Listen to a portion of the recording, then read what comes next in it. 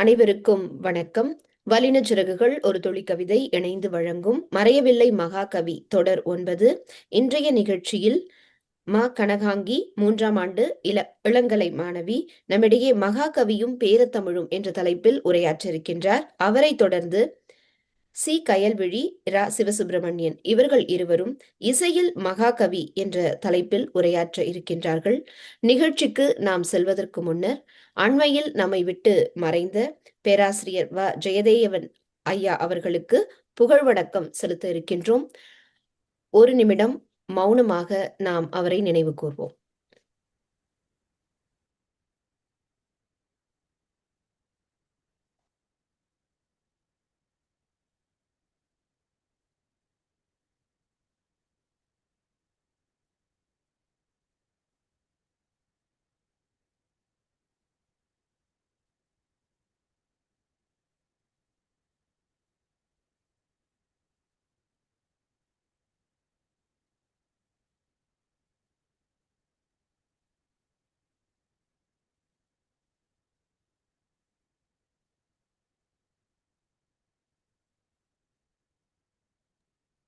நன்றி.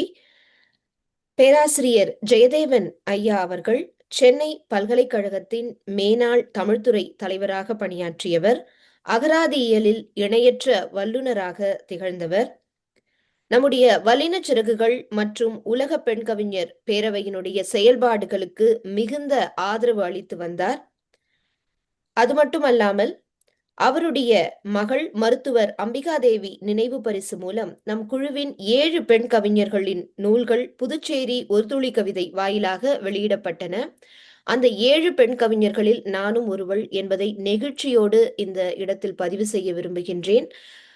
அந்த வாய்ப்புதான் இன்றைக்கு நான் தொடர்ந்து எழுதுவதற்கு மிகவும் ஊக்கமாக இருக்கின்றது.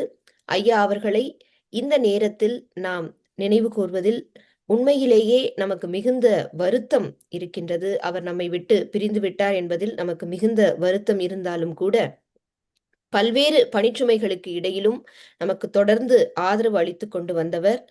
எப்பொழுதுமே நாம் நடத்தக்கூடிய எல்லா நிகழ்ச்சிகளுக்கும் 15 நிமிடங்களுக்கு முன்னதாகவே இணைந்து விடுவார். அதே போல இந்த அஞ்சலி புகழ்வணக்கம் செலுத்தக்கூடிய இந்த நேரத்தில் பேராசிரியரை இழந்து வாடும் அவரது குடும்பத்தினருக்கும் தமிழ் ஆர்வலர்களுக்கும் நம்முடைய ஆழ்ந்த இரங்கல்களை தெரிவித்துக் கொள்கின்றோம். இப்பொழுது நிகழ்ச்சிக்கு செல்லலாம். நிகழ்ச்சியின் தொடக்கத்தில் கனகாங்கி மகாகவியும் பேரத்தமிழும் என்ற தலைப்பில் நம்மிடையே உரையாற்றுவார். வணக்கம் தோழர். அனைவருக்கும் அன்பு வணக்கம். வள்ளியம்மையின் மக ஒன்று, தமிழுக்கு அன்பனாய், தமிழருக்கு ஞான தந்தையாய், கவிதை உலகின் நாயகனாய், தமிழன்னையின் தலைமகனாய், தேர்ந்த சொற்களாய், தெளிந்த ஞானமாய், எழுத்துலகின் புதுமையாய், கவிதை வகைமைகளின் வள்ளலாய், வாழ்வின் விளக்கமாய் வாழ்ந்து நிறைந்திருக்கும் மனிதநேய ஊற்று மகாகவி தமிழன்பன் ஐயாவை வணங்கி என் உரையை துவங்குகிறேன். மகாகவியும் பேரத்தமிழும் என்ற இத்தலைப்பு என் மனதிற்கு மிகவும் நெருக்கமானது. மகாகவி அவர்களை தாத்தா என்று அன்போடு அழைக்கும் பேறு பெற்றவள் நான். அவர் இல்லத்திற்கு சென்று உரையாடி மகிழ்ந்த இனிய அனுபவங்கள் பல உண்டு. அப்படியானதொரு சந்திப்பில் 2014ஆம் ஆண்டு தமிழன்பன் தாத்தா கவின் குறுநூறு என்ற நூலை எனக்கு பரிசளித்தார்கள். குழந்தை கனகாங்கிக்கு கோடி வாழ்த்துக்கள் என்று எழுதி கையெழுத்திட்ட அந்த புத்தகத்தை நான் ரசித்து படித்து பாதுகாத்து வைத்திருக்கிறேன். எனவே இத்தலைப்பில் நான் உங்களுடன் உரையாடுவது மிக பொருத்தமாக இருக்கும் என்று நம்புகிறேன். இதோ என் உரை. தமிழ் இலக்கிய வரலாற்றில் பிள்ளை தமிழ் நூல்கள் பல உள்ளன. குறிப்பாக ஆண் குழந்தையின் ஒவ்வொரு பருவத்திற்கும் உரிய பாடல்கள் நிறைந்த நூல்களும் தெய்வத்தின் மீது பாடப்பட்ட பிள்ளை தமிழ் நூல்களும் படைக்கப்பட்டிருப்பதை நாம் அறிவோம். புது கவிதையில் மகளுக்காக பாடப்பட்ட மகளதிகாரம் என்ற நூலும் வெளிவந்துள்ளது. பேரத்தமிழ் என்ற வகைமையில் மகாகவி ஈரோடு தமிழன்பன் ஐயா தன் முதன் பேரன் கவின் தங்கத்திற்காக கவின் குறுநூறு என்ற நூலை படைத்தார். முதல் பேரத்தமிழ் நூல் என்ற சிறப்பிற்குரிய இந்நூல் புது கவிதை மரபில் அமைந்த நூலாகும். இதனை அடுத்து மகாகவி தன் 2வது பேரன் யோடனுக்காக எழுதிய மழை மொக்குகள் என்ற பேரத்தமிழ் நூல் முழுவதும் குடல் வெண்பாக்களால் ஆனது. தன் பேத்தி வள்ளிக்காக எழுதிய வள்ளிச்சந்தம் என்ற பேரத்தமிழ் நூலையும் மகாகவி படைத்துள்ளார். இந்நூல் பண் அமைத்து பாடும் வகையில் பாடல் வடிவத்தில் அமைந்துள்ளது. மகாகவி இரண்டாம் பேரத்தமிழ் நூலை படைத்த அதே வேளையில் மகாகவியின் கவிதை மகன் புதுச்சேரி கவிஞர் அகன் என்று இலக்கிய உலகில் அறியப்படும் திரு அமிர்த கணேசன் அவர்கள் தொட்டில் சூரியன் என்ற பேரத்தமிழ் நூலை தன் பேரன் தருணுக்காக படைத்தார். இந்நூல் புதுச்சேரியின் முதல் பேரத்தமிழ் நூல் என்ற சிறப்பிற்குரியது. தன் 3 பேர குழந்தைகளுக்கும் நூல்களை படைத்த மகாகவி அவர்கள் இலக்கிய தொண்டாற்றியிருப்பது போற்றுதற்குரியது. அவற்றையும் வெவ்வேறு வகைமைகளில் படைத்துள்ளார் என்பது கூடுதல் சிறப்பு. இம்3 நூல்களிலிருந்தும் சில கவிதைகளை இன்று நாம் காணலாம். முதலில் கவின் குறுநூறு. இந்நூல் குழந்தை கவின் செய்யும் குறும்புகளை நம் மகாகவி கவித்துவமிக்க வரிகளால் மிக அழகான கவிதைகளாக வடித்திருக்கிறார். முதல் கவிதை. குழந்தை கவின் அதிகாரம் அதிகாரமாய் குறும்புகளை எழுதுகிறான். தொகுத்து வெளியிட வள்ளுவர் வருவாரா, பாரதி வருவாரா, இல்லை பாரதிதாசன் வருவாரா? இக்கவிதையில் மகாகவியின் இரு முகங்களை நாம் தரிசிக்கலாம். அதிகாரம் அதிகாரமாய் கவின் எழுதும் குறும்புகளை ரசிக்கும் அன்பான பாட்டனாக இருக்கிறார். அதே போல எந்நாளும் தன் நினைவுகளில் நீக்கமற நிறைந்துள்ள வள்ளுவனையும் பாரதியையும் பாரதிதாசனையும் நினைத்து பார்க்கும் தமிழ் உணர்வு மேலோங்கி நிற்கும் கவிமனம் கொண்டவராகவும் இருப்பதை காணலாம். அடுத்த கவிதை. குறும்புகளின் உலகம் குழந்தையைத்தான் தியானிக்கிறது. அதன் மூலம் கற்பனை ஸ்வர்க்கத்தின் கனவுகளை திறக்கிறது. கனவுகளும் கற்பனைகளும் குறும்புகளும் நினைந்துள்ள குழந்தைகளின் உலகம் எப்பொழுதும் அழகானது என்பதை இக்கவிதை பேசுகிறது. அடுத்ததாக, படமாய் பட்டாம்பூச்சி சட்டையில் பறக்கச் சொல்லி கவின் சட்டையோடு அதை ஜன்னலுக்கு வெளியே விட்டான். இக்கவிதையிலும் அடுத்ததாக, குறும்பு சிம்மாசனத்தில் கொலுவிட்டிருந்த கவின் பொம்மைகளின் உலகத்தில் கலவரம் இல்லாமல் பார்த்துக் கொள்கிறான். இக்கவிதையிலும் கள்ளமற்ற குழந்தைகளின் உலகம் பரிசுத்தமானது என்பதை சொல்கிறார் மகாகவி. நாம் கற்றுணர வேண்டிய செய்திகளும் இதில் நிறைய உண்டு. மற்றொரு கவிதை. காலையில் கவினை குளியலறைக்கு அழைத்துச் சென்று கைகளை கழுவிவிட்டேன். நண்பகல் அவன் சட்டையில் பிடித்த குழம்பு கரையை கழுவிவிட்டேன். மாலையில் குளியலறையில் அவனே கழுவி கொண்டிருந்தான் எழுத்துகள் போக நான் எழுதி வைத்திருந்த காகிதங்களை. பேரன் கவின் செய்த குறும்புகளை மகாகவியின் கவிதை வரிகளில் வாசிக்கும் பொழுது கவிதைகள் காட்சிகளாக நம் கண்முன்னே விரிவடைந்து நம்மை இன்பத்தில் ஆழ்த்துகின்றன. முகவரி தவறிய குறும்புகள் எல்லாம் கவின் ஆதரவில் வளர்கின்றன எங்கள் இல்லத்தில் என்று ஒரு பாசமிகு பாட்டனாக தன் உணர்வுகளை அழகாக பதிவு செய்திருக்கிறார். இந்நூலின் கடைசி கவிதை. பிறந்த நாளை கொண்டாட மெழுகுத்திரிகளை ஏற்றிய பொழுது ஊதி அணைக்காதீர்கள் என்றது வெளிச்சம். கவின் உதடுகளில் கண்களில் அர்த்தம் சுடர் விட்டது. ஆம், ஒளியை அணைத்தா கொண்டாடுவது? சிந்திப்பதற்கான அருமையான கருத்தை ஈரோடு தமிழன்பன் ஐயா பதிவிட்டிருக்கிறார். அடுத்து மழை மொக்குகள் என்ற நூல். இந்நூலுக்கு பேராசிரியர் முனைவர் யா மணிகண்டன் அவர்கள் வழங்கியுள்ள ஆய்வுரையில் தமிழ் யாப்பு வரலாற்றிலேயே தமிழின் தலை சிறந்த இலக்கியமே குறள் வெண்பா யாப்பில் அமைந்ததுதான். தெய்வ புலவரின் திருக்குறள் யாப்பு நிலையிலும் முன்னோடி படைப்பே. திருவள்ளுவருக்கு பிந்தைய வரலாற்றில் ஒரு மாபெரும் கவிஞர் குறள் வெண்பா யாப்பில் இலக்கியம் படைத்த முயற்சியாக இப்படைப்பு முயற்சி நிகழ்ந்திருக்கின்றது. ஆதலினால் வள்ளுவருக்கு பிந்தைய வரலாற்றில் குறள் வெண்பா யாப்பில் ஆன நூல்களில் உலகத்தோடு ஈரோடு தமிழன்பனின் இடம் எந்நாளும் தனித்தொழுரும் தகைமையை கொண்டு திகழ்கிறது என்று கூறியுள்ளார். பேரன் மேல் அன்பும் பாசமும் மிகுதியாக கொண்ட நம் மகாகவி அந்த பாசத்தை குறள் வெண்பாக்களாக எழுதி மகிழ்கிறார். கவிதை எண் 29. தமிழ் பேசடா யோரன் நீ பேச உன் தாய் அமுதாய் தமிழ் பேசல் ஆம்.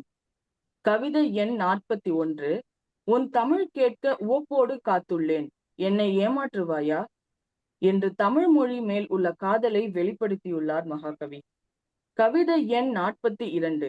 அறிவுலக மேதையாம் எயின்ஸ்டைன் மீண்டும் திரும்பினார் யோரனாய் இங்கு. கவிதை எண் 44. சும்மா இருந்தால் இருப்பான், எழுந்தால் சிம்மமடா யோரச் செருக்கு. அதாவது எயின்ஸ்டைன் மீண்டும் பிறந்து வந்தது போலவும் பேரன் யோரன் எழுந்தால் சிம்மம் என்றும் பெருமிதம் கொள்கிறார் மகாகவி. அடுத்து கவிதை எண் 48. நிலாவைப் பார், வானம் பார், நித்தில மீன்கள் பார், உலாப்பார் உனக்குள் உவப்பு. கவிதை எண் 49. பூக்களைப் பார், வண்டுகள் பார், பொட்டு பனித்துளி பார், தேக்கிப் பார் எல்லாம் திளைத்து. நிலாவையும் வானத்தையும் விண்மீன்களையும் பூக்களையும் வண்டுகளையும் பனித்துளிகளையும் பார் என்று யோரனுக்கு சொல்பவர் நமக்கும் சொல்கிறார். இயற்கையோடு ஒன்றி வாழ வேண்டும் என்பதே இவ்வரிகளின் உட்பொருள் என்பதை நாம் உணரலாம். அடுத்து எனக்கு மிகவும் பிடித்தமான ஒரு கவிதை. கவிதை எண் 137. இன்னும் மலர் பூக்கும், இன்னும் கனி குலுங்கும், இன்னும் இருப்போம் இனிது. இன்னும் மலர் பூக்கும், இன்னும் கனி குலுங்கும், இன்னும் இருப்போம் இனிது. வாழ்வின் மீதான இப்பெரு நம்பிக்கையே மகாகவி ஈரோடு தமிழன்பன் ஐயா கவிதையின் சாரம். வாழ்வில் வரக்கூடிய இன்னல்கள் அனைத்தையும் கடந்து நம்பிக்கையோடு தொடர்வதே மனித வாழ்வின் இலக்கணம் என்பதை அழகுற தெளிவுபடுத்துகிறார் மகாகவி. இப்படியாக கருத்தாழமும் இலக்கிய வளமும் அழகியலும் இணைந்த இப்படைப்பு பேரத்தமிழ் உலகிற்கு பெருங்கொடை என்றே சொல்லலாம். அடுத்ததாக பேத்தி வள்ளிக்கு எழுதிய வள்ளிச்சந்தம் என்னும் நூல். இந்நூலில் மொத்தம் 32 பாடல்கள் உள்ளன. காரமானவை என்ற தலைப்பில் ஒரு பாடல். காலம் காட்டும் காரம் என்ன காரம்? கடிகாரம். ஆலை மிரட்டும் காரம் என்ன காரம்? அதிகாரம். அழகு செய்யும் காரம் என்ன காரம்? அலங்காரம். தின்ன தேடும் காரம் என்ன காரம்? பலகாரம். கண்ணகி போற்றும் காரம் என்ன காரம்? சிலப்பதிகாரம். இப்பாடல் காரம் என்று முடியும் சொற்களை கற்றுத்தருகிறது. குழந்தைகளின் சிந்திக்கும் திறன் மேம்படுவதற்கு இவ்வகை வினாவிடை படைப்புகள் பெரிதும் உதவும். அடுத்து வள்ளி படிக்கும் நேரம் என்ற பாடல். வள்ளி படிக்கும் நேரம் குயிலை வாயை திறந்து பாடாதே சும்மா இரு. வள்ளி படிக்கும் நேரம் கிளியை திருப்பி திருப்பி பேசாதே சும்மா இரு. வள்ளி படிக்கும் நேரம் மைனா சத்தம் கித்தம் போடாதே சும்மா இரு என்று நீள்கிறது பாடல். இப்பாடலில் குயில், கிளி, மைனா, கோழி, குதிரை, ஆந்தை போன்றவற்றின் ஒலி குறிப்புகளை விளையாட்டாக பாடல் வடிவத்தில் குழந்தைகள் அறிந்து கொள்ளும் வண்ணம் படைத்திருக்கிறார் மகாகவி. வண்ணங்கள் பற்றி குழந்தைகளுக்கு சொல்வதற்காக என்ன வண்ணம் வேண்டும் என்ற பாடல். வெள்ளை வண்ணம் வேணுமா அம்மா, வெண்ணெய் கொஞ்சம் அள்ளிக்கோ. கருப்பு வண்ணம் வேணுமா அம்மா, காக்கை குஞ்சிடம் வாங்கிக்கோ. பச்சை வண்ணம் வேணுமா அம்மா, கிளியை கண்டு பேசிக்கோ என்று பல வண்ணங்களை ஒரே பாடலில் அறிமுகம் செய்கிறார் மகாகவி. எப்போதும் என்ற தலைப்பில் ஒரு பாடல். பாடும்போது குயிலாய் இரு வள்ளி பொண்ணு, ஆடும்போது மயிலாய் இரு வள்ளி பொண்ணு, எனினும் எப்பொழுதும் குழந்தையாய் இரு வள்ளி பொண்ணு என்று ஐயா எழுதியிருக்கிறார்கள். எப்பொழுதும் குழந்தை மனத்துடன் இருந்தால் எவ்வளவு நன்றாக இருக்கும் என்று நானும் பலமுறை சிந்தித்திருக்கிறேன். அடுத்து மூவின விலங்குகளும் மூவின எழுத்துக்களும் என்ற தலைப்பில் ஒரு கவிதை. சிங்கம், புலி, கரடி, யானை கசட தபர போல வல்லினமாம். ஆடு, மாடு, எருமை, மான் எடல வழல போல இடையினமாம். அணில், முயலு, ஆமை, பூனை ஞன நமன போன மெல்லினமாம் என்று தமிழ் எழுத்துக்கள் பற்றியும் மூவின விலங்குகள் பற்றியும் குழந்தைகள் மனதில் பதியுமாறு கூறியுள்ளார் மகாகவி. இறுதியாக ஒரு சில வரிகளுடன் என் உரையை நிறைவு செய்கிறேன். தன் படைப்பு ஒன்றின் முன்னுரையில் இப்படி எழுதியிருக்கிறார். மூத்த தமிழ் கவிஞர்களை தாண்டி இளம் தலைமுறை வளர்வதை ஆறத்தள்ளவே வரவேற்பவன் நான். அவர்களுடைய ஆற்றலில், முயற்சியில் அசைக்க முடியாத நம்பிக்கை எனக்கு உண்டு. வரலாற்றில் நம்மை நாம் இழந்து விடலாகாது என்பதையும், அடையாளம் இழப்பது வாழ்வை இழப்பதாகவே முடியும் என்பதையும் என் நேயத்திற்கு உரிய இளம் தமிழ் கவி உலகம் நினைவில் கொள்ளாதா என்கிற ஏக்கத்தோடு கனவின் சில பக்கங்களை திறந்து வைக்கிறேன் என்று எழுதியுள்ளார்.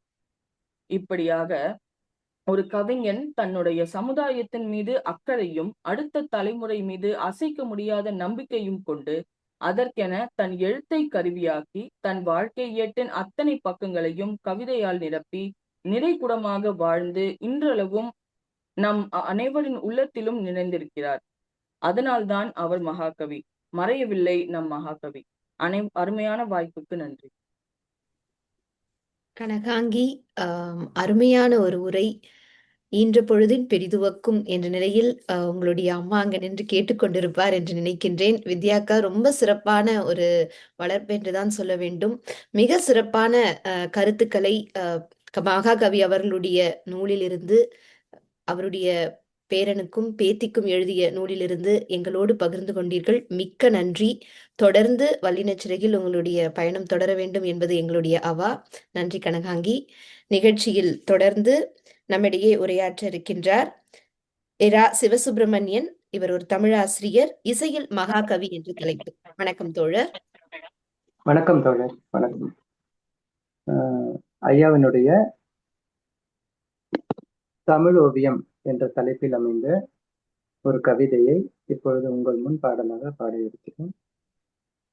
தமிழ் மொழியின் தொன்மை, மேன்மை இவற்றை பற்றி ஐயாவினுடைய இந்த பாடல் மிக சிறப்பான முறையில் அமைந்துள்ளது.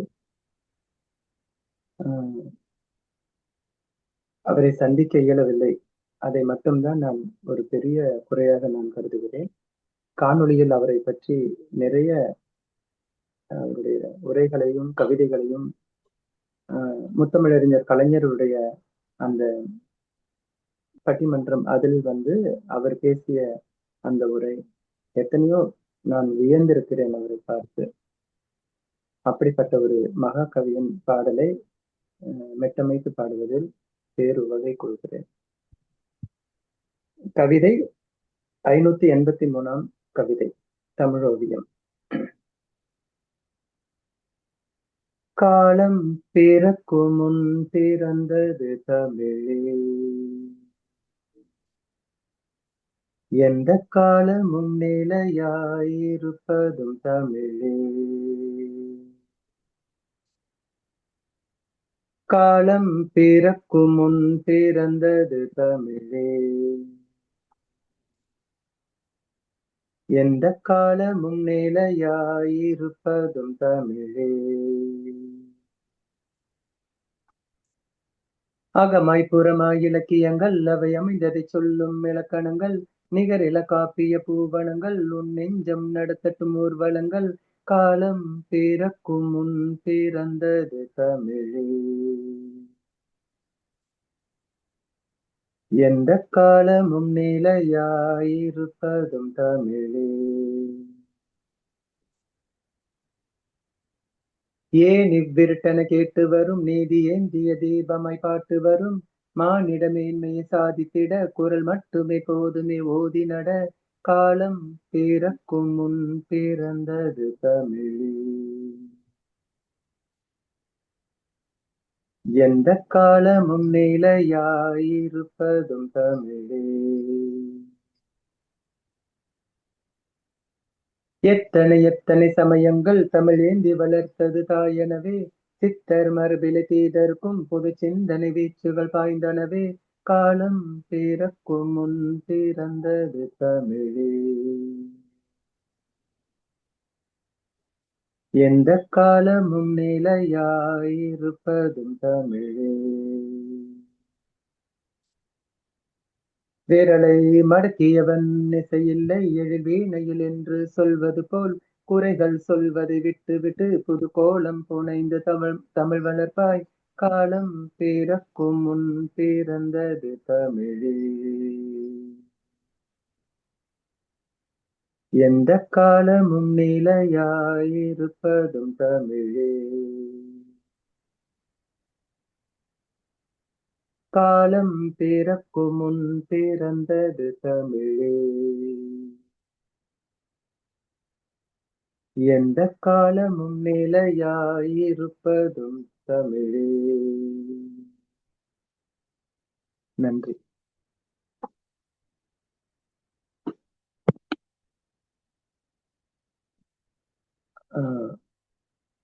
உங்களுடைய உங்களுடைய மியூட்ல இருக்கீங்க.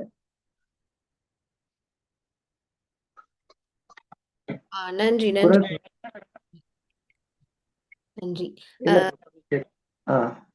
கேக்குதுங்களா? ரொம்ப சிறப்பா பாடல் இருந்தது. இசையமைப்பில் வெகு சிறப்பு. நீங்கள் பாடி முடித்த பிறகு கூட அந்த இசை அவ்வளவு இனிமையான. மிக்க நன்றி. நன்றி. உங்களை தொடர்ந்து அவர்களுடைய கயல்வெளி என்னுடைய இளைய மகள். மூத்த மகளுடைய பெயர் கோபிகா. கயல்விழிக்கும் இப்ப 2 பேருக்கும் சற்று உடல்நிலை சரியில்லாதனால இப்ப கோபிகா மட்டும்தான் பாடுறாங்க. கயல்விழி பாடல. அவங்க அடுத்த வாரம் பாட வைக்கிறேன் நானு. சரி, இப்ப வந்து கோபிகா. மகிழ்ச்சி. அவங்க வணக்கம் சார். வணக்கம் வணக்கம்.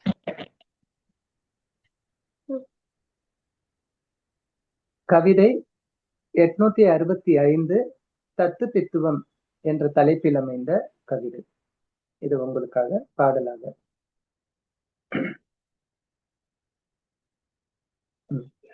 தெருவினிலே நான் நடந்தால் திசை தெரிந்து நாம் போவோம். தெரு நம்மை நடக்குமெனில் திசை எங்கே போவதெங்கே? பேசுவதால் பேசுவதால் பேச்சடித்து பேசுவதால் பேசுதற்கு திரும்பி வரும் பேச்சு நம்மை அழித்துவிடும். காற்றுக்குள் குடியிருக்கும் கனவுலகம் நாம் அல்ல, காற்றிருந்த குடிசை என காலமெல்லாம் குடியிருப்போம்.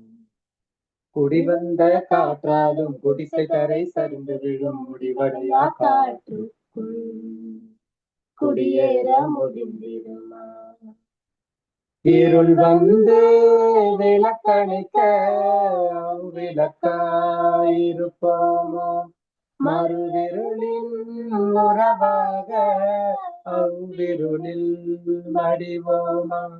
நமக்குள்ளே ஒளியேற்ற நாமேதான் பிரியாவோம்.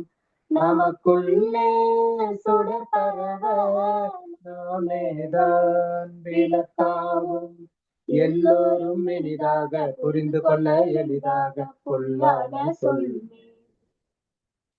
உன்னை கவிதையிலே புத்தியினை தண்டிக்க புத்தகங்கள் படிப்பதுண்டு, திரையை தண்டிக்க நிரப்புவதா கனவுகளை. நன்றி. நன்றி நன்றி. கோபிகா, என்ன படிக்கிறீங்கம்மா? 12ஆம் வகுப்பு. 12ஆம் வகுப்பு. மகிழ்ச்சி மகிழ்ச்சி. இந்த வயது பிள்ளைகள் மகாகவி அவர்களுடைய பாடல்களை எடுத்து எவ்வளவு அருமையாக ரசிக்கின்றார்கள் என்பதை கேட்கவே மகிழ்ச்சியாக இருக்கிறது. மகாகவி இருந்திருந்தால் கண்டிப்பாக மகிழ்ந்திருப்பார், வாழ்த்து அனுப்பியிருப்பார். மகிழ்ச்சி மகிழ்ச்சி கோபிகா. உங்களுடைய தந்தைக்கும் எங்களுடைய வாழ்த்துக்கள். ரொம்ப நன்றி. நிகழ்ச்சியில் வேறு யாருக்கேனும் கருத்துக்கள் இருந்தால் கண்டிப்பாக பகிர்ந்து கொள்ளலாம்.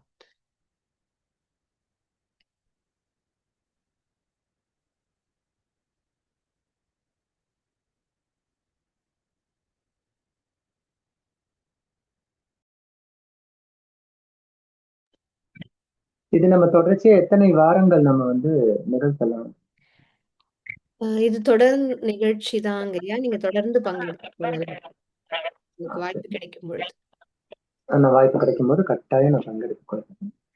நான் இன்னொரு இது வந்து இந்த புத்தகம் வந்தது வந்து நான் ஐயா வந்து எனக்கு ஏற்கனவே நான் அனுப்பி வைக்கிறேன்னு சொன்னாரு. அது அப்ப வந்து எனக்கு கிடைக்க பெறல. அதுக்கப்புறமா ஐயா இப்ப வந்ததுக்கு அப்புறம், இந்தியா வந்ததுக்கு அப்புறம் தான் அனுப்பி வச்சாங்க. இது எனக்கு இன்னும் ஓய்வு, அதாவது இந்த கோடை விடுமுறை இப்படி எல்லாம் வரும்பொழுதுதான் இந்த மெட்டமைக்கிற அந்த பாடல்கள் கூட ரொம்ப தரமா இருக்கணும், ரொம்ப நல்லா இருக்கணும் அப்படின்றதான் நான் ரொம்ப சிந்தனை செய்வேன். அப்படிதான் நான் வந்து ஒவ்வொரு பாடலா நம்ம எடுத்து பொறுமையா நம்ம பண்ணாலும் அது ரொம்ப சிறப்பா இருக்கணும் அப்படி நினைச்சிட்டு இருக்கேன். எனக்கு இந்த ஏப்ரல் மே இந்த 2 மாதங்கள் வந்து நான் கொஞ்சம் நேரம் எடுத்துக்கிட்டு ஒரு மிக சிறந்த பாடல்களா நம்ம தேர்ந்தெடுத்து, அது ஐயா சொன்னது போல அகனையா சொன்னது போல நம்ம வந்து அது ஒரு பாடல்களா ஒரு இசை தொகுப்பா நம்ம வெளியிடணும். அதற்கான முயற்சிகளை நான் மேற்கொள்றேன். அதுக்கு நம்ம பாட வைக்கிறதுக்கான அந்த பாடகர்கள் கூட கொஞ்சம் புகழ்பெற்ற பாடகர்களா இருந்தா ரொம்ப நல்லா இருக்கும். அதுக்கும் நம்ம முயற்சி மேற்கொள்ளலாம். அது வந்து ஒரு மிக சிறந்த ஒளிநாடாவா அது வரணும். அதுதான் எனக்கு ஆவல். மகிழ்ச்சி. நீங்க சொன்னதுல எங்களுக்கு ரொம்ப மகிழ்ச்சி. தொடர்ந்து உங்களுடைய பணிக்கு இடையில் நீங்க செய்றீங்கன்றதும் எங்களுக்கு ரொம்ப மகிழ்ச்சியான ஒரு செய்தி. நன்றி நன்றி. இல்ல ஐயா எப்ப சொல்லும்போது ரொம்ப பரபரப்பான சூழல் தான். இப்ப நீங்க ஒரு தனியார் பள்ளியில இருக்கும்போது எவ்வளவு வேலை பளு இருக்கும்ன்றது உங்களுக்கு தெரியும். அவ்வளவு பரபரப்பான வேலை. அது இப்ப போய் அது நடந்துகிட்டே இருக்கு. இன்னும் ஆண்டு விழா நடக்காததுனால அதுக்கான ஒத்திகையும், அதுக்கான தொகுப்பு அது அந்த பணி வந்து விரைந்து போயிட்டு இருக்கு. இல்லைன்னா இன்னும் 2, 3 நெறைய பாடல் கூட உடனே உடனே பாடியிருக்கலாம். நான் வந்து அடுத்த வாரங்கள்ல நான் முயற்சி பண்றேன். கண்டிப்பாக. அடுத்த வாரத்துல கயல்வெளியும் பாடுவாங்க.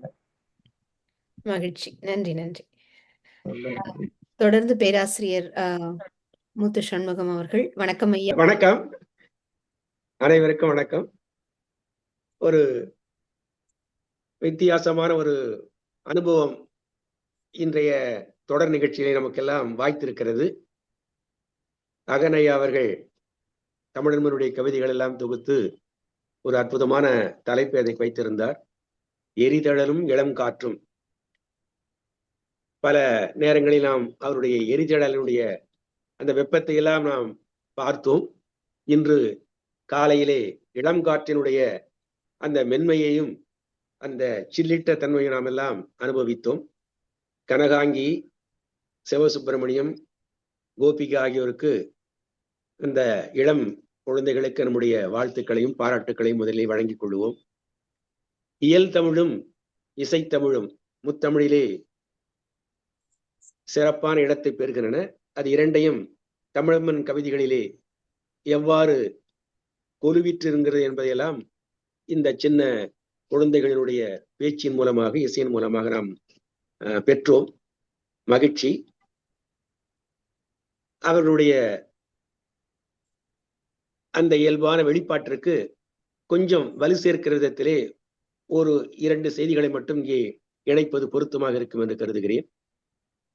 குழந்தையை பற்றி நிறைய தமிழன்பன் எழுதியிருக்கிறார். அதிலே சிலவற்றையெல்லாம் அவர்கள் இங்கே எடுத்துரைத்தார்கள். ஒரு கவிதையிலே அழகாக சொல்லுவார் தமிழன்பன், குழந்தையை நேசிக்க வேண்டுமானால் குழந்தையினுடைய பொம்மையை நீங்கள் நேசிக்க வேண்டும். குழந்தையை நேசிக்க வேண்டுமானால் குழந்தையின் பொம்மையை நேசிக்க வேண்டும். பொம்மைக்கு உயிருண்டு என்பது குழந்தைக்கு மட்டும்தான் தெரியும். குழந்தையும் ஒரு பொம்மைதான் என்பது பொம்மைக்கு மட்டும்தான் தெரியும். இப்படி அழகாக அந்த பொம்மையோடு குழந்தை தன்னுடைய இயல்பான அந்த குணங்களை எப்படியெல்லாம் இழைத்திருக்கும் என்பதற்கான அடையாளம் தான் இந்த கவிதை. தமிழனுக்கு எப்பொழுதுமே ஒரு குறும்பு உண்டு, நீங்கள் பார்த்திருக்கலாம்.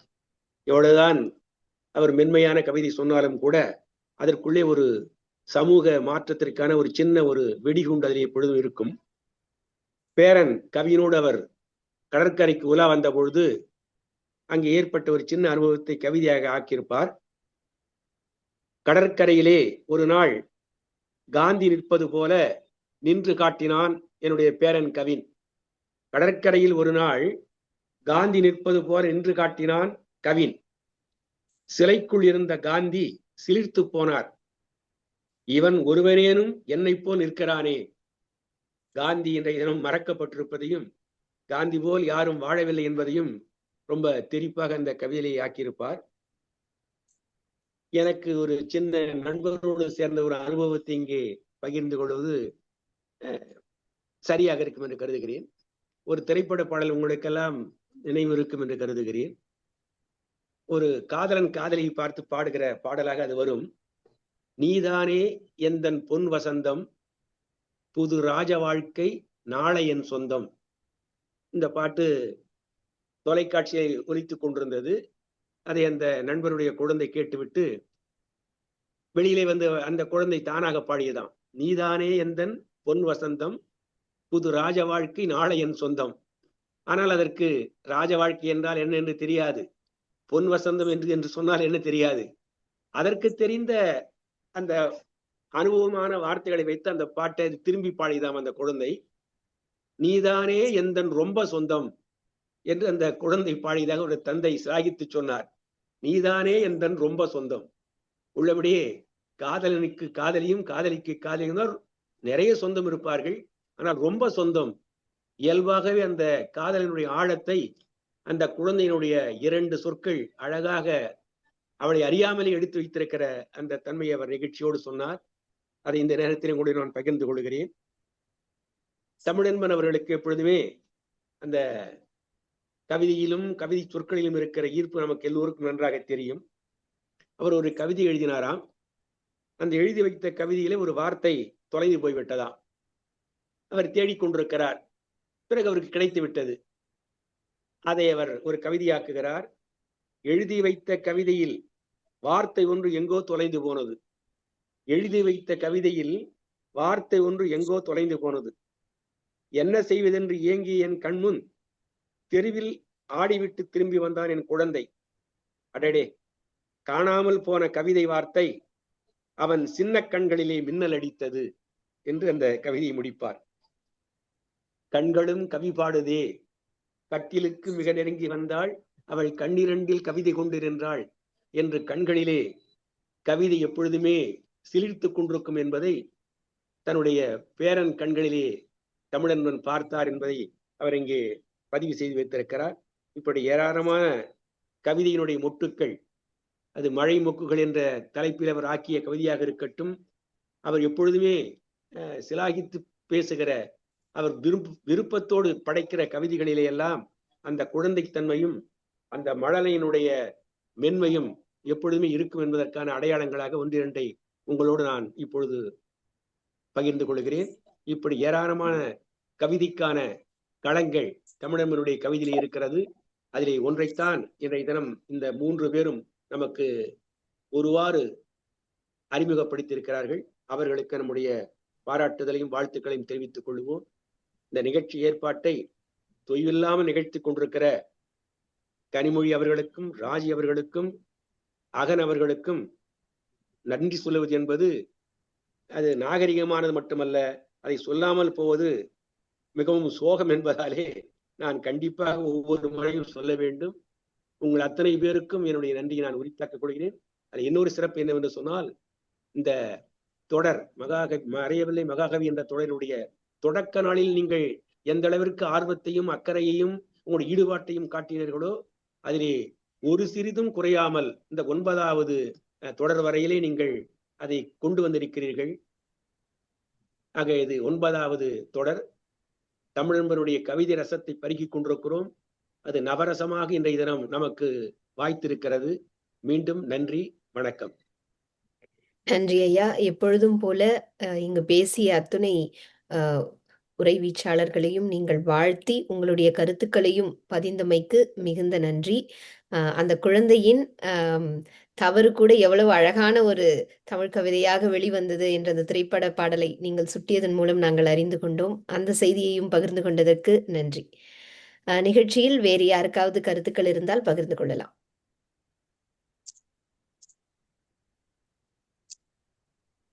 அகனையா. ரொம்ப வித்தியாசமான ஒரு பொழுதாக இன்று இது அமைந்தது. கனத்த இதயத்தோடு நாம் இந்த நிகழ்ச்சியை தொடங்கினோம். களிப்பு சூழ்ந்த நொடிகளை எல்லாம் இருவருடைய இசை நமக்கு அளித்தது. மெருகூட்டுவது போல கனகாங்கியுடைய உரை மிகச்சிறப்பாக அமைந்திருக்கிறது. பாராட்டுக்கள். வளர வேண்டிய குருத்து நன்றாக வளரும், நன்றாக தமிழ் உலகில் வாழும் என்ற நம்பிக்கையை நமக்கு விதைத்திருக்கிறது. இந்த பேரத்தமிழை அவள் தேர்ந்தெடுத்தது கூட பொருத்தமான ஒன்றுதான். பேரத்தமிழ் நூல் என்று படைக்கும் பொழுது எவரும் மகாகவி ஈரோடு தமிழன்பனை மறக்க இயலாது. கவிதை படைத்து செல்பவன் கவிஞன், கவிஞனை உருவாக்குபவன் மகாகவிஞன். பாரதி படைத்து சென்ற கவிதை வரிகளை மக்கள் கவிதையாக மரபை மாற்றியவன் பாரதிதாசன். எனவேதான் பாரதி மகாகவி. பாரதிதாசன் உருவாக்கிய குமுகாய சிக்கல்களை எல்லாம், தமிழ் உணர்வை எல்லாம் தொடர்ந்து தொடரோட்டமாக எடுத்து சென்றவர் மகாகவி ஈரோடு தமிழன்பன். எனவேதான் பாரதிதாசன் மகாகவி. தமிழன்பன் தான் படைத்த படைப்புகளை எல்லாம் வாசிக்க வைத்த வாசகர்களை அதுபோல் அவர்களையும் படைக்க வைத்த வல்லாண்மை மிக்கவராக திகழ்ந்தார். எனவேதான் ஈரோடு தமிழன்பன் மகாகவி. அவர் படைத்த பேரத்தமிழ் நூலின் அடிப்படையில் நானும் ஒரு பேரத்தமிழ் நூல் அமைத்தேன். அது புதுச்சேரியினுடைய முதல் பேரத்தமிழ் நூல். அதற்கு பிறகு இன்னும் எவரும் படைக்கவில்லை. பிள்ளைத்தமிழ் நூல் நிறைய வந்திருக்கின்றன. ஒரு பிள்ளைக்கு, மகனுக்கோ மகளுக்கோ ஒரு காவியம் படைப்பது என்பது எளிது. ஆனால் ஒரு பேரனுக்கோ பேத்திக்கோ படைப்பது என்பது அன்பை உருக்கி அமிர்தத்தை அதில் தெளித்து உருவாக்க வேண்டிய தமிழ் சொற்களினுடைய மாலைய பேர தமிழ் நூல் என்பது. மனைவி மகப்பேறு அறைக்கு செல்லும் போது அது காதலின் அடையாளம், காமத்தின் விளைவு. ஆனால் மகள் மகப்பேறு அறைக்கு செல்லும் போது அது கரிசனத்தின் குறியீடு, அது கவலையின் வெளிப்பாடு. அப்பொழுது அங்கு காதலும் காமமும் வழிவதில்லை. மகள் மீது இருக்கக்கூடிய அக்கறையும் கரிசனமும் நல்ல குழந்தை பிறக்க வேண்டுமே என்ற கவலையினுடைய உச்சி விளிம்பில் உலா வரக்கூடியவன் தான் தந்தையும் தாயும். அவ்வாறு வரக்கூடிய பேரனை எடுத்து கொஞ்சும் பொழுது உலகமே அவர்களுடைய கையில், உற்சாகமே அவர்களுடைய வாழ்க்கையின் மூச்சு என்று மாறும். இப்படிப்பட்ட சூழலில் இந்த பேரத்தமிழ் நூல் படைக்கும் பொழுது நான் பேரனை வர்ணித்து கொண்டு அவனுக்கு என்னென்ன செய்ய வேண்டும் என்பதெல்லாம் எழுதி அவருக்கு அனுப்பினேன். பிறகு ஓர் ஆத்திச்சூடி அமைக்க வேண்டும் என்பதற்காக ஆத்திச்சூடி வரிகளையும் நான் அமைத்தளித்தேன். வாசித்து விட்டு மிக அருமையான ஒரு முன்னுரையை மகாகவி அவர்கள் அளித்திருப்பார். கவிஞர் யுகபாரதி அவர்களும் அதற்கு ஒரு முன்னுரை அளித்திருந்தார். அந்த சூழலில் மகாகவி கூறிய ஓர் அறிவுரை என்னவென்றால், பேரத்தமிழ் நூல் என்பது அன்பின் வெளிப்பாடாக இருத்தல் வேண்டும். உபதேசத்தின் உச்சமாக அது இருத்தல் என்பதில் மிகுந்த கவனம் கொள்ள வேண்டும். குழந்தை அவன் இப்பொழுதுதான் பிறந்து வந்திருக்கின்றான். அவனுக்கு எளிய முறையில் கருத்துக்களை கூற வேண்டும். அவன் அனைத்தையும் உள்வாங்கி மிளிர்வதற்கு குறைந்தது 10 ஆண்டுகள் 15 ஆண்டுகள் ஆகும். அவன் இளைஞர் பருவத்தை அடையும் பொழுதுதான் எல்லாவற்றையும் உணர்ந்து அறியக்கூடிய வல்லாண்மையை பெறுவான். அப்பொழுது தொடக்கத்திலேயே திணித்து விடக்கூடாது என்றும், இந்த ஆத்திச்சூடி மிக நன்றாக இருக்கிறது, மாற்று கருத்து இல்லை. ஆனால் குழந்தைக்கு வாயில் எந்த அளவுக்கு உணவை செலுத்த முடியுமோ அந்த அளவுக்குத்தான் உணவை செலுத்த வேண்டும். ஒரு பெரிய மைசூர் பாகை எடுத்து குழந்தையினுடைய வாயில் வைத்து அடைக்கக்கூடாது, திணிக்கக்கூடாது என்று என்னிடம் கூறி அறிவுரையை வழங்கினார். என் பேரனுக்காக நான் எழுதிய ஆத்திச்சூடி இதுதான்.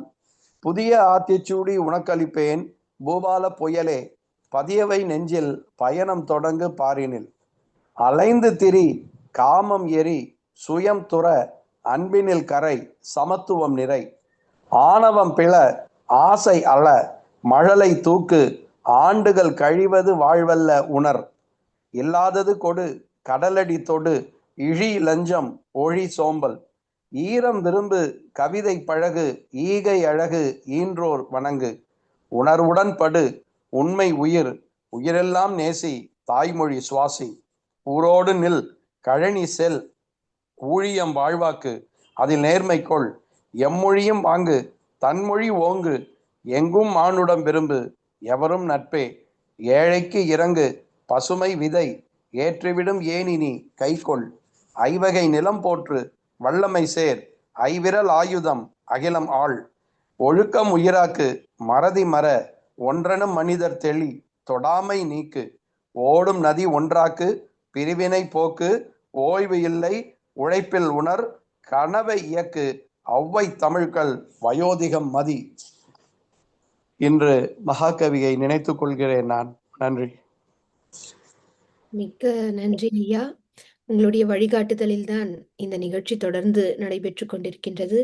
உங்களுடைய கருத்து பகிர்வுக்கும் எங்களுடைய நன்றி.